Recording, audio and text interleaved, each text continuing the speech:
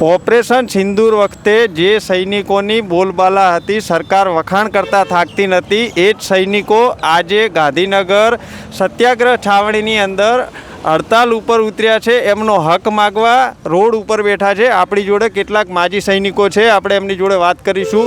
સાહેબ, શું આખો ઘટનાક્રમ છે અને આપ કેટલા દિવસથી અહીંયા છો? હું વાઘેલા દિગ્વિજયસિંહ। આ અમારો મુદ્દો પાછલા 1 મહિનાથી ચાલી રહ્યો છે। અમે સરકાર સમક્ષ અમારી ફાઇલ રજૂઆત પૂરી મૂકી છે, પણ અમારા કોઈ સંતોષકારક જવાબ હજી સુધી મળ્યો નહીં અમને। એટલે આજે અમે બધાએ સહમતિથી આજ આંદોલન કરવાનું વિચાર્યું છે।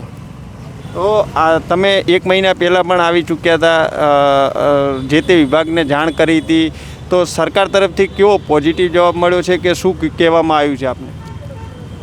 અમે આ પહેલાં પણ મળ્યા હતા, ત્યારે અમારી પહેલી મુલાકાત આપણા ગૃહમંત્રી શ્રી હર્ષ સંઘવી સાહેબ સાથે થયેલી અને તેમના સચિવશ્રી સાથે।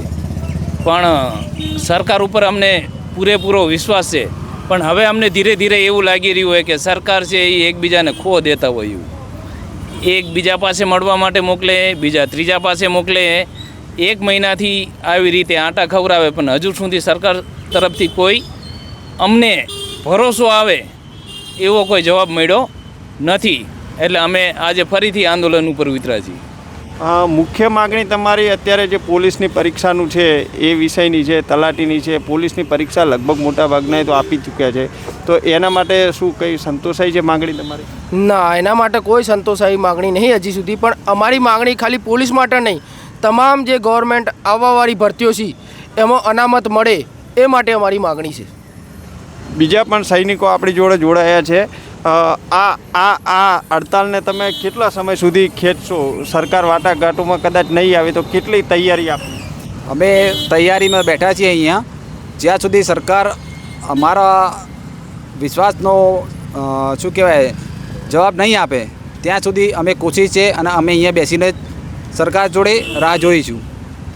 તો આ એ જ માજી સૈનિકો છે જે દેશ માટે સેવા કરી ચૂક્યા છે અને અત્યારે સત્યાગ્રહ છાવણીની અંદર એ લોકો અનશન પર બેઠા છે। હવે સૈનિકોની એક જ માગણી છે કે ખરેખર આ સરકાર જાગે અને અમને ન્યાય આપે। કેમેરામેન વિષ્ણુ રાજગોર સાથે પ્રવીણ જોશી, ગાંધીનગર। ભારત માતા કી